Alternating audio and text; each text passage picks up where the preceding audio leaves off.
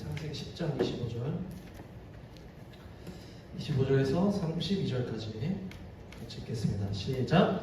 에벨은 두 아들을 낳고 하나의 이름을 벨렉이라 하였으니 그때의 세상이 나뉘었으며 벨렉의 아우의 이름은 욕단이며 욕단은 알모닷과 셀렙과 하살메와에과 예라와 하도람과 우살과 디글라와 오발과 아비마일과 스바와 오빌과 하일라와 요밥을 낳았으니 이들은 다 욕단의 아들이며 그들의 거하는 곳은 메사에서부터 스발로 가는 길에 동편산이었더라.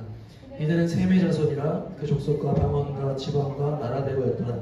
이들은 노아 자손의 족속들이요 그 세계와 나라대로라. 홍수 후에 이들에게서 땅의 열국 백성이 나뉘었더라. 아멘. 네, 여기 나온 내용이 우리나라의 그 족보예요, 족보.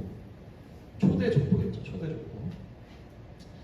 그러니까 이 세상에서 가장 오래된 자료가 성경이에요. 그 성경이 가장 정확한 자료예요.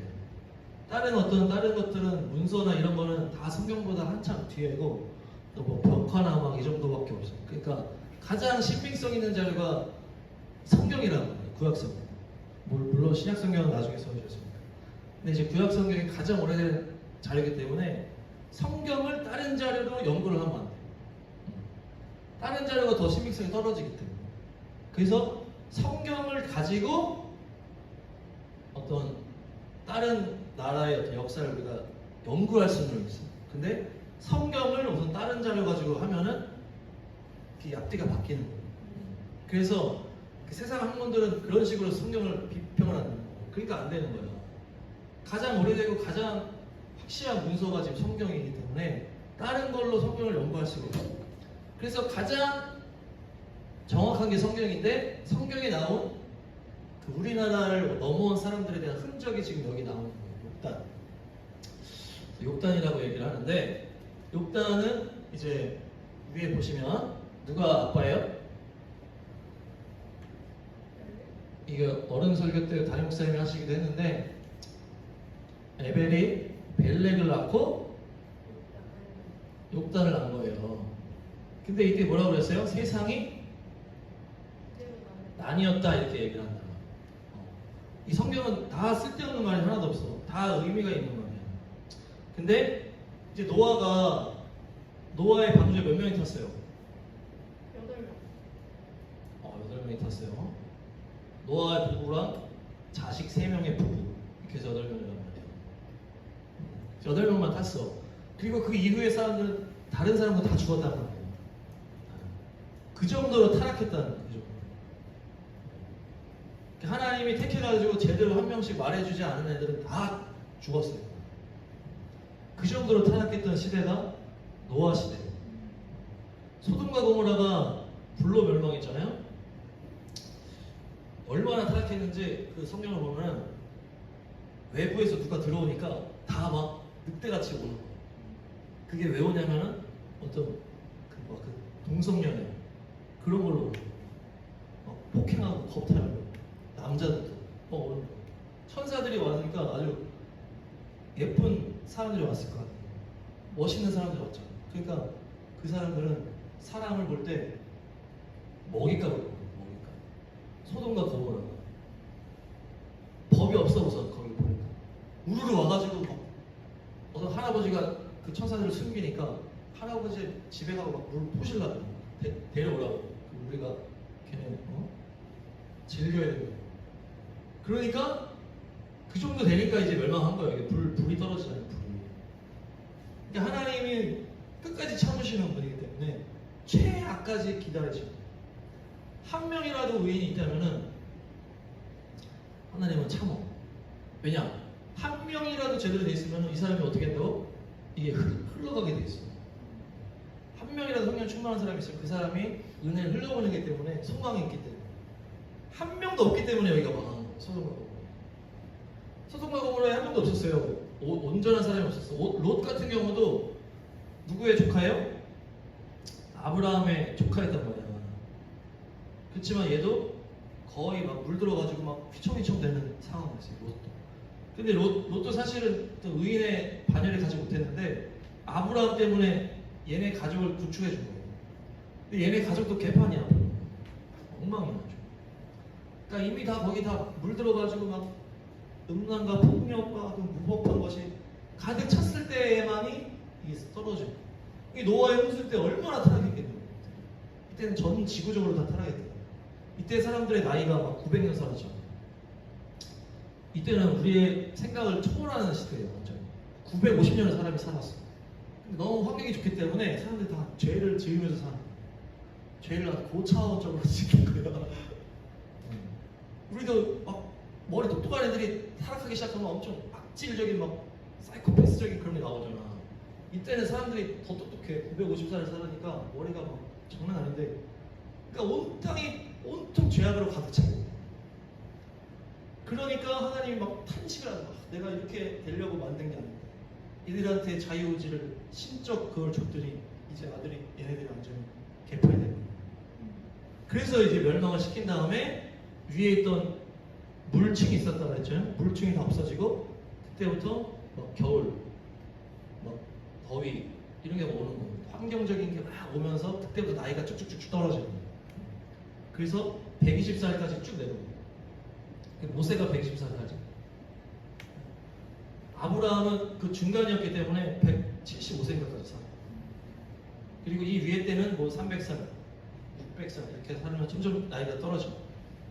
그 환경이 바뀌었기 때문에.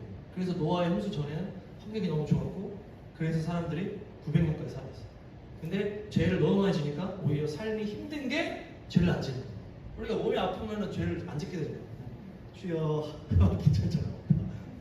막 죄질 생각 안 하잖아. 오히려 막 펄펄하고 막 돈도 많고 막 이래야 능력이 충만해야 딴 생각을 하게 되는 거야. 그러니까 하나님이 어려움을 주고 고난을 주고 그런 거 주고 막 그 어떤 그렇게 하는 거예요.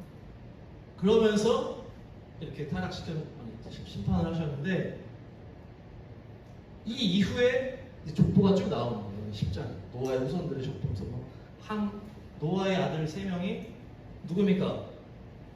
셈, 함, 야벳이야. 그래서 이렇게 세 아들의 족보로 뭐 쭉쭉쭉쭉 나오는 게 이제 10장이에요. 쭉 나와 있어요. 근데 거기서 셈족 속에서 에벨이 나오고 벨렉, 욕단으로 나뉘었는데 이때 세상이 나뉘었다 이런 표현을 해요. 그러면서 욕단은 어디로 갔다? 동쪽으로 갔다 이렇게 표현이 되는 거예요. 한번 보시면 30절에 보니까 욕단의 자녀가 쭉 나오잖아. 딴 자녀들은 안 나와. 그냥 누가 누굴 낳고 누가 낳고 하는데 욕단만 아들 13명이 쭉 나오는 거예요. 그러니까 욕단이 중요한 애라는 얘기예요. 그래서 얘네들이 동쪽으로 쭉 갔다는 거예요. 뭐라고 썼죠? 스발로 가는 동편 산 쪽으로 이동했다. 얘들이 동쪽으로 쭉 갔다는 거예요. 그래서 얘네들이 쭉쭉쭉 오다가 우리나라까지 온 거예요. 그게 성경이 말하는 우리나라의 그 역사, 초대 역사. 그래서 우리가 이제 예측하기로 그쪽에 와가지고 이제 그들이 이제 고조선 이렇게 세우면서 어떤 뭐 그쪽에, 그래서 옛날에 우리는 막 하늘에 제사를 지냈잖아요. 그게 다 하나님께 제사 지내요. 그래서 개천절이나 막 이런 게 다 옛날에 있던 우리나라의 초창기의 어떤 문화들이 다 그 하나님 섬기는 문화. 그리고 뭐 우리 민족들이 이제 한자를 만들었다는 얘기도 있어요. 그래서 한자를 보면은 다 성경적인 스토리가 다 있어요. 탐하다, 뭐 선악과를 보고 탐하는 그런 표현이 그려져 있고, 그러니까 한자에도 하나님의 성경 말씀이 들어가 있고, 뭐 배선 같은 경우는 배선이 뭐냐면 큰 배잖아요. 증기선 이렇게 할 때 쓴 이 선이 그 노아 방주에 대한 생각으로 팔자가 들어가요. 8명이 탄 배. 그게 큰 배를 말합니다. 이렇게 나중에 한번 제대로 할 텐데, 하여튼 그렇게 해서 쭉쭉쭉 이동하면서 우리나라 온 사람들이 이 욕단의 이제 자손들이라고 이제 성경에서 우리가 예측할 수 있는, 다른 걸로 이거를 맞추면 안 되고 이걸로 우리가 다른 거를 연결할 수 있는, 삼국유사 막 이런 걸로 하면 그 재밌는 거는 삼국유사 같은 경우는 뭐라고 해요? 그 알에서 누가 나왔다 그러잖아. 알에서 뭐 고주몽이 나오고, 알에서 뭐 누가 나와? 박혁거세 이렇게 나오잖아. 박혁거 목사님 박씨잖아요. 하여튼 그 삼국유사가 어떤 그런 스토리가 있잖아요. 앞에 알에서 알을 막 삐직삐직 이렇게 표현돼 있는데 재밌는 건 뭐냐면 고대의 알이라는 표현은 하나님이라는 표현으로 하나님이라는 표현. 이것도 아주 신기한 얘기죠. 그래서 여기서 엘로 나온 거예요. 히브리어가 엘로 나온 거예요. 알이라는 건 이제 옛날에 수메르 가장 오래된 언어라고 하는데 수메르어로 알이 하나님이라고 해요. 그래서 알이랑이라는 노래가 어떻게 나왔다는 거예요? 알이랑 이게 아니고 알이랑이다. 이게 찬양이라는 거예요. 우리나라가 계속 옛날부터 불러왔던 노래다. 근데 이게 알이랑이다. 그래서 이 알이 하나님이고 그 단어가 있었기 때문에 이 삼국유사 이런 데에서 알에서 나왔다 이렇게 표현이 이렇게 와전된 거지. 스토리로 만들어진 거지. 그러니까 이 얘기가 원래라는 거야. 이해가 됐어요? 그러니까 우리나라가 그렇게 시작했어요. 그래서 고조선이 그쪽 동쪽에 우리가 이쪽에 땅을 잡은 다음에 그 담임 목사님 그때 얘기했는데 고인돌 있잖아. 고인돌이 이제 하나님께 이제 예배를 드리는 제단이었던 거예요. 제단. 돌 3개를 가지고 그냥 탁탁탁 한 다음에 여기다가 이제 재물 놓고 태우는. 이게 제단이야. 고인돌이. 이게 무덤이야. 이게 왜 무덤이야? 이런 게 크기가 다 달라. 큰 게 있고 조그만 게 있어요. 그냥 이걸 막 찾다가 산꼭대기에서도 이런 걸 봤어. 그 조그맣게 만든 제단. 개인용으로 하나님께 예배를 드린다. 그래서 산 위에도 이렇게 해놓은 게 흔적이 막 남아 있어. 큰 거는 이제 뭐겠어? 다 같이 모여가지고 예배 드릴 때 재물을 높게 올려놔야 되니까 큰 돌을 이렇게 3개를 해놓은 거야. 여기다가 재물을 줘. 그러니까 이게 제사를 드렸던 거야. 근데 고조선의 그 범위와 이 고인돌의 범위가 거의 흡사. 그러니까 이제 동쪽으로 움친이 욕단이라는 후예들은 하나님을 아는 사람들이죠. 하나님 아는 사람들이 이렇게 예배를 드렸다는 게 남아있는 거예요. 재밌는 거는 네이버나 이런 데 쳐보면 어쩌고저쩌고 나와 뭐 무덤으로 막 볼 수 있다 했는데 맨 마지막에 누구는 재단이라고 뒀다 이렇게 써있어. 그러니까 막 근거가 있다는 얘기죠. 근데 인정하기 싫으니까 그냥 조그맣게 써놓은 건데 하여튼 그런 거예요. 그래서 우리나라가 이제 하나님이 여기서 이제 세상이 나눠졌다 그러잖아. 그러니까 이제 이 벨렉과 욕단이 이렇게 흩어진 거예요. 벨렉은 서쪽으로, 욕단은 동쪽으로. 그러면서 이 욕단의 자손들은 바벨론 이제 뒤에 보면 11장의 바벨탑이 나오잖아요. 바로 11장의 바벨탑 스토리가 나오거든요. 그러니까 벨렉이 갔던 그 지역이 이제 바벨탑이 나와. 욕단이 이동한 쪽에는 바벨탑이 거리가 멀다는 거예요. 그러니까 이제 욕단의 이 자손들은 바벨탑에 쌓지 않고 먼저 이동했다고 우리가 보는 거예요. 왜냐하면 10장에서 얘네들이 동쪽으로 갔다고 하고 세상이 나뉘었다고 표현하고 11장에 바벨탑 쌓은 스토리가 나오기 때문에 그 지역이 이제 바벨탑 쌓은 사람들이 이제 우상숭배잖아요. 사실 바벨탑 하나님이 홍수로 또 할까봐 해서 우리가 높게 탑을 쌓아가지고 우리가 걱정하지 않고 살자. 근데 막 능력의 애들이 너무 뛰어나니까 다 막 탑을 만들어버리고 그러니까 하나님이 언어를 흩어버리고. 그러니까 이 욕단이 갔던 언어는 거의 태초의 언어랑 흡사하다는 거예요. 그래서 그 학자들이 수메르어가 가장 오래된 언어라고 하는데 이 욕단이 흘러가서 썼던 말과 이 수메르어와 또 우리가 예전에 썼던 말이랑 비슷한 말이 많다는 거예요. 그래서 아까 얘기했잖아요. 알이라는 게 수메르어로 하나님, 수메르어. 뭐 이건 하여튼 뭐야 세상. 근데 욕단은 동쪽 이동해서 사라졌어. 사라지고 이 벨렉에서 누가 나온 거예요? 아브라함이 나온 거야. 이 벨렉의 후손으로 쭉쭉쭉 내려오면서 욕단은 갑자기 13명 아들까지 다 얘기를 해주고 정확하게 자세하게 얘기해주고 동쪽으로 이동했다 하면서 스토리가 안 나와. 그리고 벨렉의 후손에서 아브라함이 나와가지고 하나님이 아브라함을 불러내서 너는 본토 친척 아베 집을 떠나서 내가 말하는 대로 가라 이렇게 하잖아. 그래서 아브라함이 하나님을 따라서 이동하면서 가나안 땅으로 가는 게 이제 성경의 스토리라고. 그래서 아브라함에서 이삭에서 누구예요? 야곱에서 요셉 이렇게 하면서 요셉이 이집트로 가고 이집트에서 그 곡창지대에서 사람들이 모여 살면서 아브라함 때부터는 계속 이동하면서 살았어요. 양치면서 살았기 때문에. 근데 하나님이 이제 민족을 만들기 위해서 아브라함, 이삭, 야곱 어떤 스토리를 개인적인 스토리, 가족 스토리를 하나님이 만든 다음에 민족 스토리를 만들기 위해서 이 이집트라는 곡창지대로 들어가는 거예요. 나일강 옆에. 그 다음에 여기서 민족을 만들어가지고 누가 데리고 나오는 거예요? 모세가 데리고 나오는 거예요. 모세. 그러면서 가나안 땅 다시 가는 거죠. 그래서 여기다가 나라를 세워줘요. 그게 이스라엘이에요. 그래서 이스라엘에 모여서 거기서 하나님 예배하면서 살다가 초대 사울 왕이 생겨나고 다윗 왕이 생겨나고 그 다음에 누가 나옵니까? 다윗 왕 아들이 누구예요? 솔로몬이 나와서 솔로몬이 너무 강력한 거예요. 너무 막 똑똑해. 하나님이 막 은혜를 주거죠. 그러니까 솔로몬이 하나님이 주신 은혜를 막 이렇게 하다가 너무 잘 나가가지고 주변 나라들과 계속 정략 결혼을 다 하면서 막 너무 왕비들을 공주들 많이 데리고 있으니까 타락해버려요. 주변 자매들이 다 와가지고 자기 신들을 가져오고 그러면서 솔로몬이 그 여자들을 파묻혀가지고 다 우상숭배로 나라를 완전히 말아먹으니까 이 다음에 나라가 쪼개지는 거예요. 그래서 북이스라엘, 남유다 이렇게 나눠지고 나라가 딱 쪼개져. 그래서 쭉쭉 가다가 북이스라엘은 아시리아 제국한테 망해요.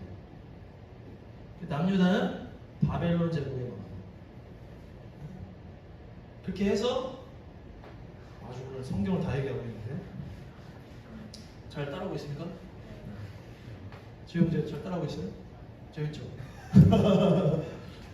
뭐야? 그래서 이 나라가 다 망해 우상숭배하다가 그 다음에 이제 다시 이렇게 돌아와 다시 가나안 땅으로 돌아오는 스토리가 이제 뭐 느헤미야나 아니면 에스라 또 뭐야 하여튼 이런 스토리가 돌아오는 스토리. 그래서 거기서 막 이렇게 하는데 나라를 세우지는 못해요. 나라를 세우지는 못했어요.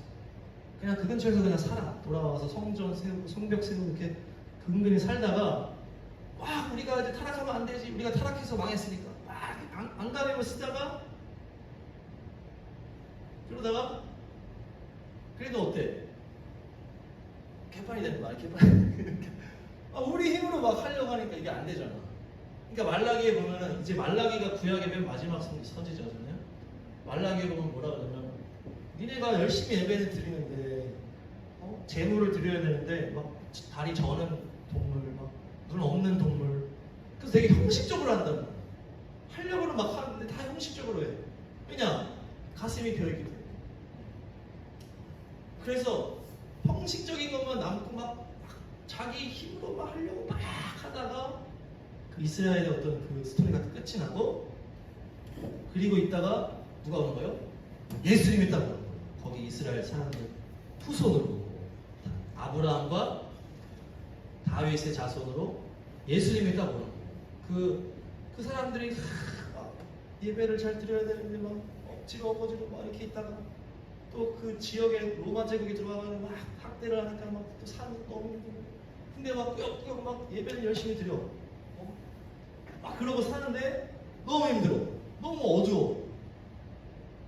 그 가운데 예수님이 빛으로 다 오셔가지고 하나님의 그 사랑을 확정을 해주시면서 십자가로 우리를 죄에서 탁 살려주시는 거예요.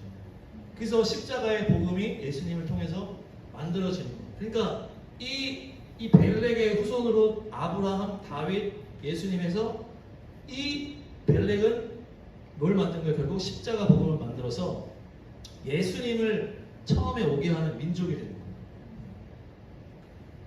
근데 이 욕단은 어디 갔나요? 욕단은 저 동쪽으로 가서 없어져 버렸어.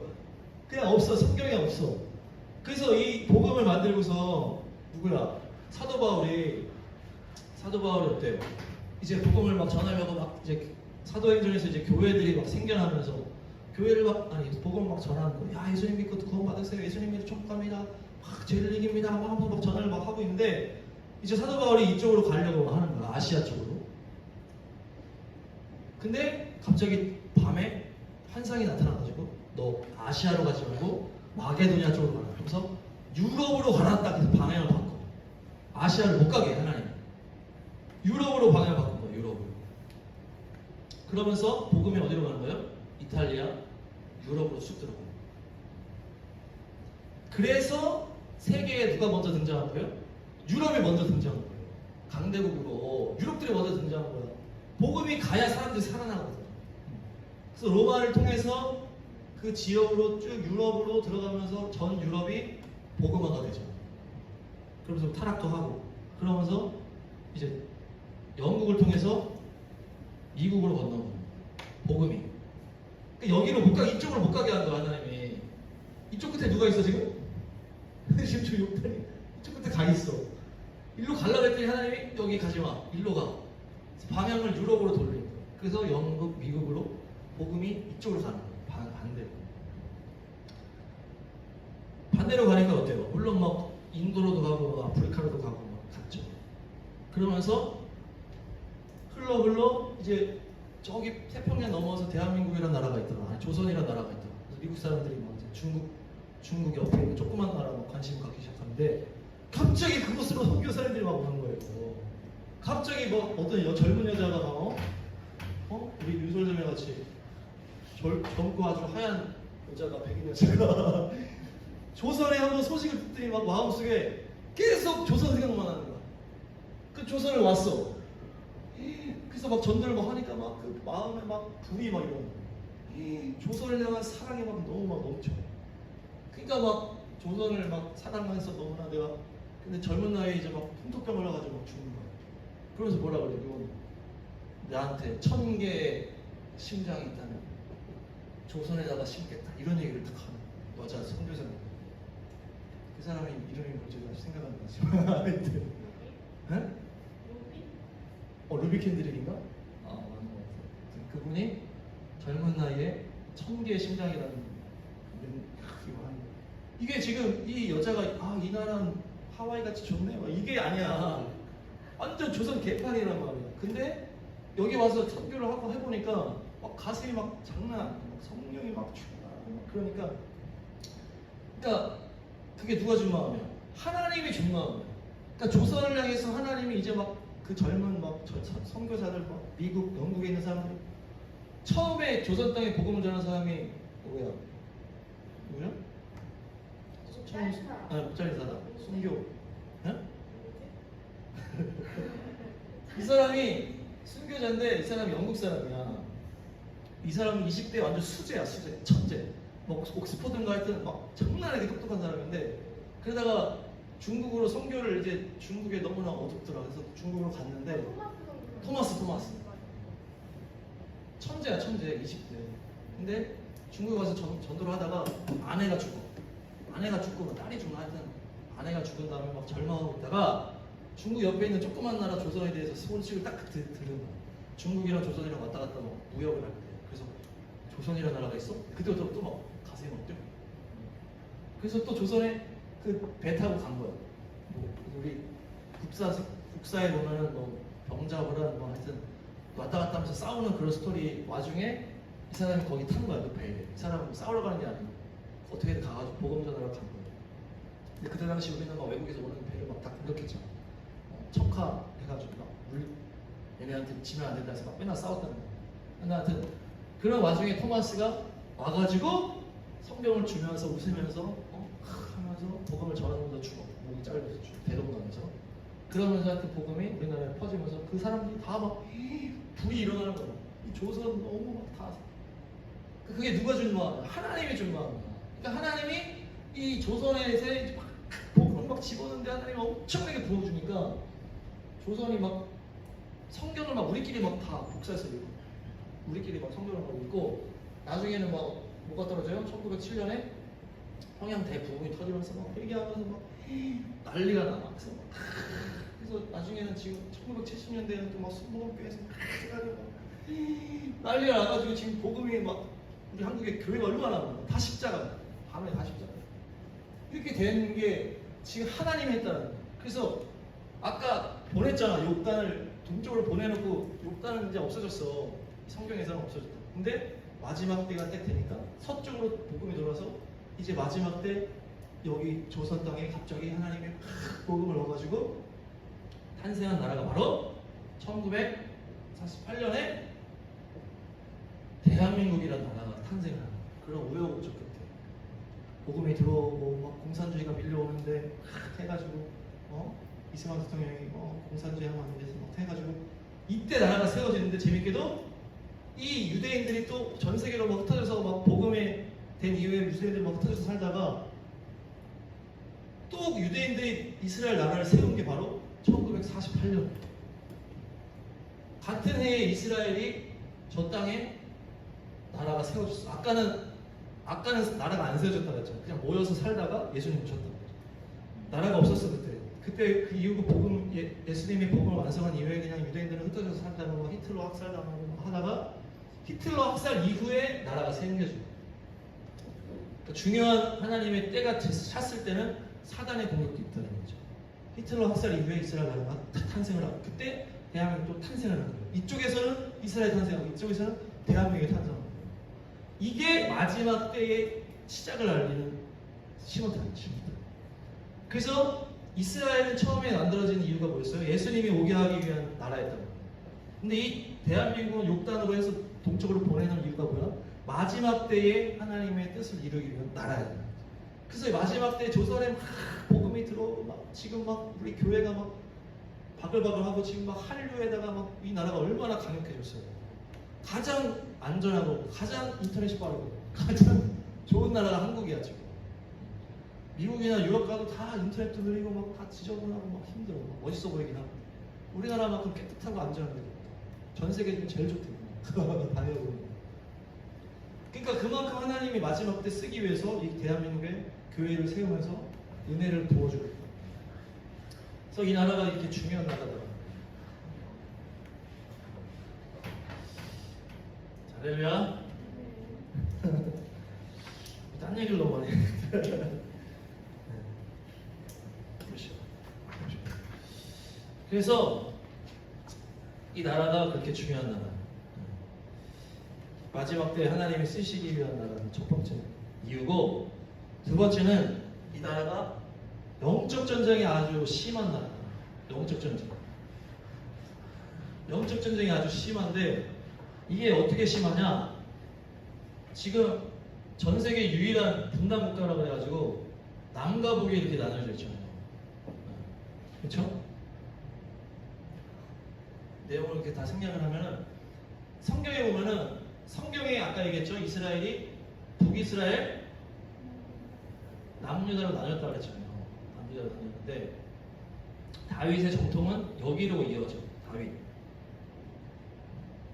솔로몬이 우상 숭배를 해서 나라가 이렇게 쪼개지는데 하나님이 다윗의 정통을 이쪽으로 이긴다. 남유다로. 그리고 북이스라엘에는 남유다 쪽에 예루살렘 성전이 있으니까 사람들이 예루살렘 성전으로 예배하러 갈 수가 있잖아. 이 위에 있는 사람들도 나라는 쪼개졌지만 그 전에 같이 예배드렸을 거예요. 그래서 그러니까 사람이 일로 가면 이제 안 돌아올까봐 북이스라엘에서 무슨 짓을 하면 이쪽 나라 이쪽이랑 이쪽에다가 금송아지를 세우는 거예요. 금송아지 두 개를 만들어 놓고 여기서 예배를 드려라 이렇게 하는 거예요. 그러니까 이 나라는 시작부터 우상 숭배로 시작한 나라야. 그래도 남녀는 예루살렘 성전이 있고 다윗의 계보를 이었다. 지금 우리나라랑 똑같아. 우리나라도 어때요? 그 계보를 우리가 이은 거 아니에요. 우리나라 남한이 이었잖아. 그 북한에는 금송아지 2마리 이었잖아. 김일성, 김정일. 금송아지 2마리 이렇게 있잖아. 근데 재밌는 거는 이 북이스라엘에서 금송아지가 3마리가 된 적은 없어. 그래서 김일성, 김정은까지 올라갈 일은 없다는 거야. 뭐야? 그래서 지금 깨달은 거야? 좋습니다. 그래서 이게 김정은이 죽어서 여기 세 마리가 될 일은 없다는 얘기야. 그 전에 통일이 온다는 얘기야. 2마리까지는 이제 북이스라엘에도 2마리가 있었죠. 금송아지. 그리고 성경에 이제 이스라엘이 회복이 할 때 이스라엘이 포로로 잡혀간 다음에 돌아오는 시점을 예레미야나 다니엘서에 보면은 70년이 차면은 내가 회복시키겠다 이런 얘기가 있어요. 그러니까 70년은 회복의 숫자예요. 근데 지금 우리나라가 언제 휴전을 했어요? 1953년에 휴전을 했잖아요. 53년에 휴전을 했거든. 근데 지금 70을 더하면 몇 년이에요? 23년이야. 내년이 70년이 딱 차는 해라는 거예요. 그러니까 지금 70년이 찬 거야. 그러니까 통일이 다가왔다라는 얘기예요. 다가왔다. 그래서 우리가 더 기도를 해야 돼요. 통일을 하나님 하시지만 우리도 더 기도를 해야 되고, 그 영적인 전쟁을 알아야 되는데, 23년이 이제 통일되는데, 이스라엘도 70년이 찬 다음에 다시 그 가나안 땅으로 돌아갈 때 어떻게 돌아가냐면, 자, 고레스인가 딱 돌아가라 이렇게 얘기를 해줘. 그때 온 이스라엘에서 다 일어나가지고 한 방에 다 이동하자 이렇게 해서 한 방에 끝난 게 아니야. 나눠서 점점 갔다는 거야. 그 땅으로. 그래서 한 팀에 갔다가 뭐 에스라 팀에 갔다가 느헤미야 팀에 갔다가 스룹바벨 팀에 갔다가 이렇게 가면서 몇 번에 걸쳐서 가게 돼요. 그러니까 70년이 찼다고 한 방에 통일이 싹 되고 깨끗하게 딱 되는 게 아니라는 거예요. 70년이 찼을 때부터 뭐가 일어난다는 거야?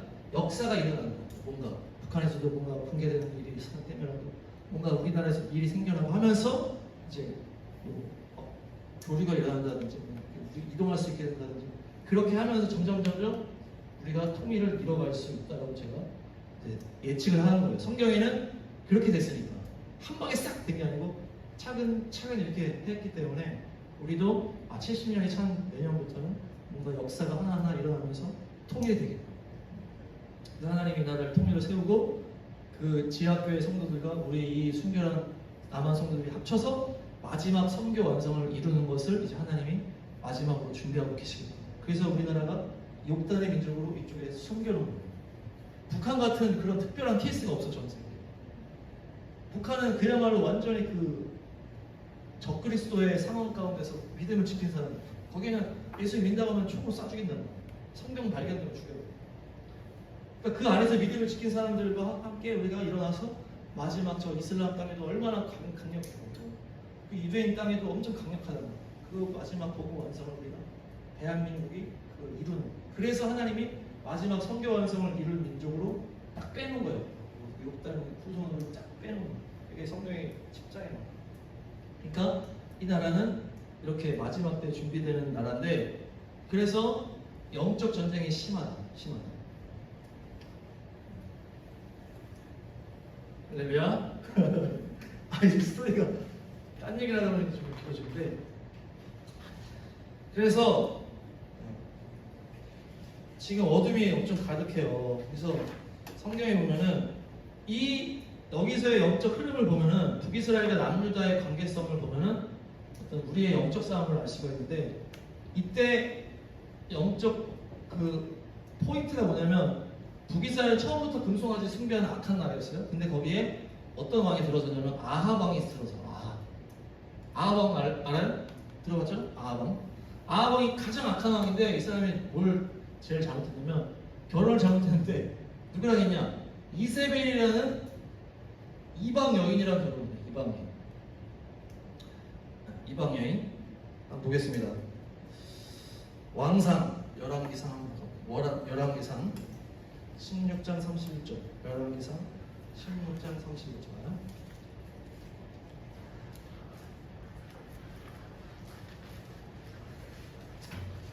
오늘이 마지막이라 생각하고 열심히 해야 되겠다.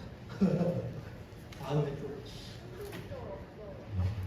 열왕기상 16장 31절. 16장 31절이 없다고? 아니야, 36으로 들었어. 자, 시작.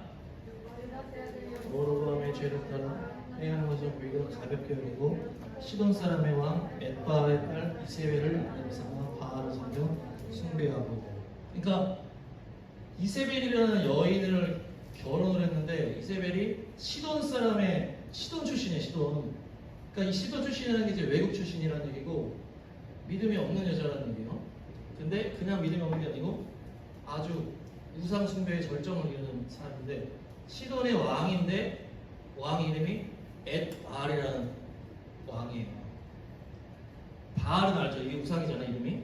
근데 엣바알이라는 뭐냐면 바알과 함께라는 뜻이죠. 함께. 그러니까 우리가 예수님과 함께가 뭐예요? 임마누엘이잖아요. 임마누엘. 근데 이거는 엣바알은 바알과 함께. 그러니까 아주 강력한 이름이죠. 사람의 이름이 우상과 함께 한다는 이름이야. 그러니까 믿음이 아주 그러니까 악한 쪽으로 믿음이 높은 그 사람의 딸이야 이세벨이. 그래서 이세벨이 결혼하면서 이 우상 숭배를 딱 들고 갖고 들어오는 거예요. 안 그래도 금송아지 섬기는 이 북이스라엘 나라에 바알이라는 우상을 가지고 있어요. 바알 숭배, 바알 아세라 우상 알죠? 그래서 엘리야가 얘네들이랑 싸운 거 아니야. 니네가 우상 숭배를 겸하고 있다. 하나님만을 섬겨라면서 얘네들 싸워가지고 하는데 이세벨이 훔쳤다. 이세벨이 막 죽인다 그러니까 엘리야가 무서워가지고 도망가죠. 그만큼 강력한 왕비가 이세벨이야. 근데 얘랑 결혼을 해서 아합이 이렇게 악한 왕이 됐어. 근데 이게 지금 북이스라엘이에요, 북이스라엘. 근데 이때 남유다의 왕이 누구였냐면 여호사밧 왕입니다.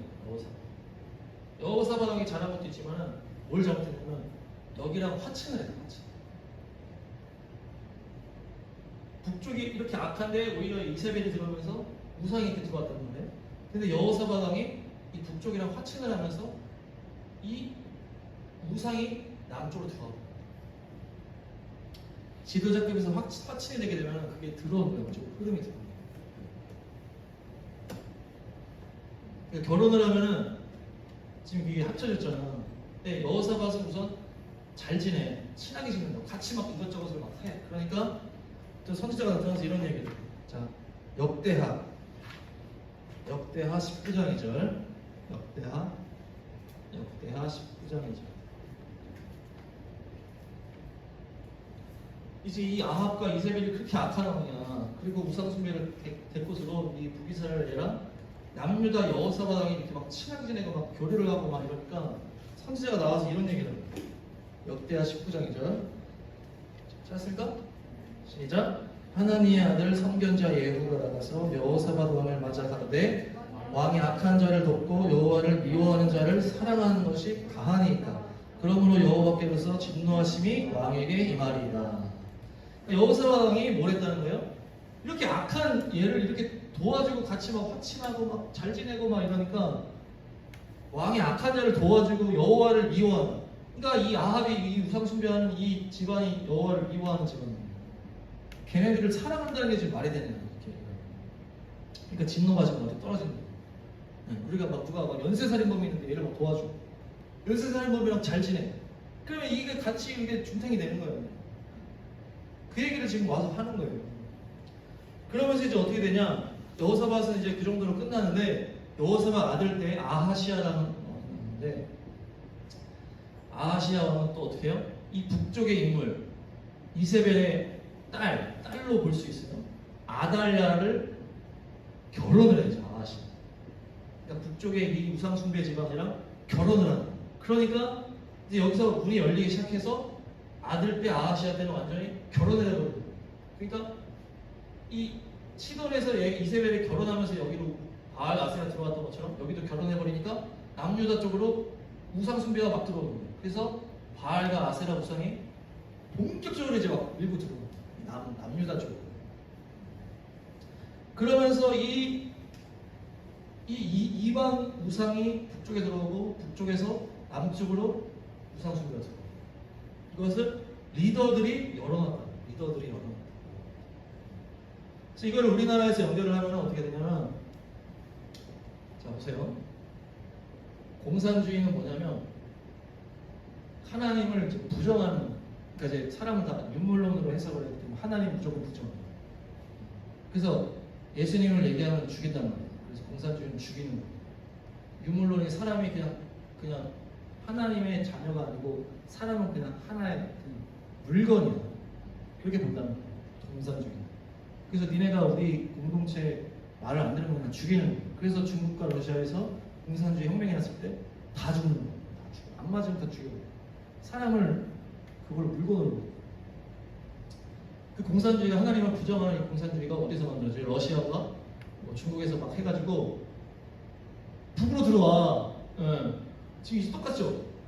이 시돈 지역에서 있던 바알 아세라 숭배가, 우상 숭배가 북으로 들어오잖아요. 지금 이 공산주의가 북으로 들어와. 이 북의 리더들이 이걸 받아들였어. 그러면서 이 북의 공산주의로 하면서 김일성을 신으로 섬기는 거예요.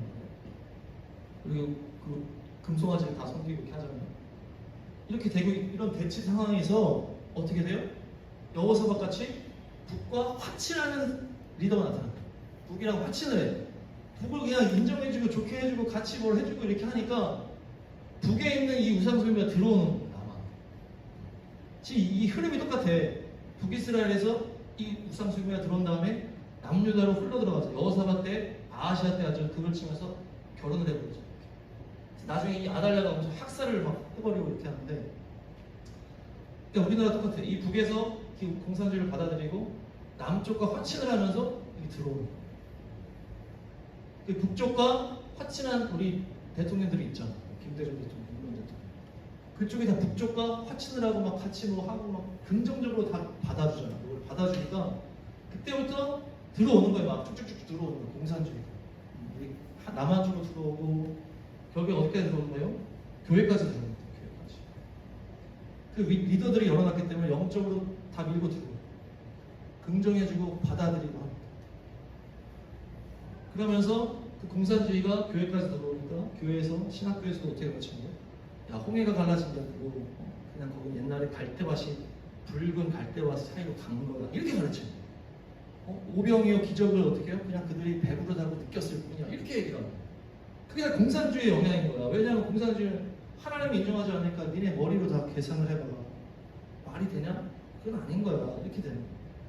그러면서 이 나라에도 쭉쭉 들어오고 교회까지 들어와 버리니까 결국 이 남유다가 바알과 아세라 우상숭배 때문에 나라가 망하는 거예요. 여기도 당연히 망하고 여기도 망하고 여기도. 그러니까 이제 결국 이 바알과 아세라가 하나님을 미워하는 할 수밖에 없는 그 메시지가 나와요. 우상숭배. 근데 그것을 받아들이니까 하나님은 진노가 찰 수밖에 없어요. 그게 지금 우리의 영적 싸움이다. 지금 우리가 북한과의 이제 복음 통일을 이루기 위해서 우리가 뭘 해야 되는 거예요? 이거를 깨닫고 이걸 우리가 지켜내야 됩니다. 지켜내고 교회를 지켜내고 거기서 거룩한 이 교회를 지켜내야만이 복음으로 통일이 됩니다. 우리가 그냥 공산주의를 다 받아들이고 이렇게 되면 통일이 안 되는 거죠. 다 같이 망하는 거예요. 근데 지금 우리가 막 지금 깨어나고 있잖아요. 우리가 일어나자. 해가지고 어떤 뭐 그래서 막 차별금지부터 반대하고 나오는 게 다 거기서 같은 맥락인 것 같아요. 그게 들어오지 못하게 하자는 거예요. 그게 틈타지 못하게 이 공산주의의 그 사상들이 들어오지 못하게 막자는 거예요. 법으로 되면은 이제 그게 흘러 들어가니까 그 동성애가 흘러가면은 지금 다 가정이 다 무너지는 그거. 그래도 그대로 막는 거예요. 막아야만이 우리가 지켜낼 수가 있는 거예요. 그래서 이것을 지켜냈을 때 우리가 하나님이 때가 찼기 때문에 기도하면서 했을 때 복음으로 통일이 열리고 그래서 그걸 통해서 우리가 마지막 때 가는 마지막 때의 귀한 일을 감당하는 나라가 되는 게 바로 우리나라입니다. 그래서 우리 여러분들이 그걸 알아야 돼요. 그걸 알아야 돼요. 그걸 알아야 우리가 이렇게 기도를 하고 북녘 땅에 대한 기도도 이렇게 해야 되는 거죠. 그 우상숭배와 그 공산주의와 그 사람을 신으로 섬기는 그걸 우리가 영적으로 대적으로 우리 안에 있는 것도 다 제거하고 온전한 믿음으로 우리가 서서 마지막 때 하나님이 빼놓은 민족 욕단의 후예들 마지막 때 하나님의 그 귀한 일을 이루기 위해서 우리가 지금 준비하고 통일만 넘어가면 됩니다. 통일이 넘어가기 위해서 우리가 지금 이렇게 힘든 삶을 살아가는 거예요. 원래 새벽이 가장 어둡잖아요. 빛이 시작되기 전에 어두운 것처럼 우리 젊은이들 막 취업 힘들고 저쩌고 다 힘든 것들이 다 통일부터까지 왔기 때문에 이게 힘든 거거든요. 코로나도 마찬가지죠. 코로나를 통해서 또 교회들이 또 순결하게 준비되고 또 깨어날 것들이 다 깨어나면서 이제 복음 통일을 준비해서 통일이 되면 이제 또 새로운 어떤 영역들이 열리고 그래서 또 우리나라가 또 선교 완성을 위해서 달려가는 것이 우리에게 남아있다. 그래서 우리나라는 그렇게 중요한 나라고 정적 싸움을 싸워야 되는 그런 상황이라는 것입니다. 승리하시 바랍니다. 기도하겠습니다.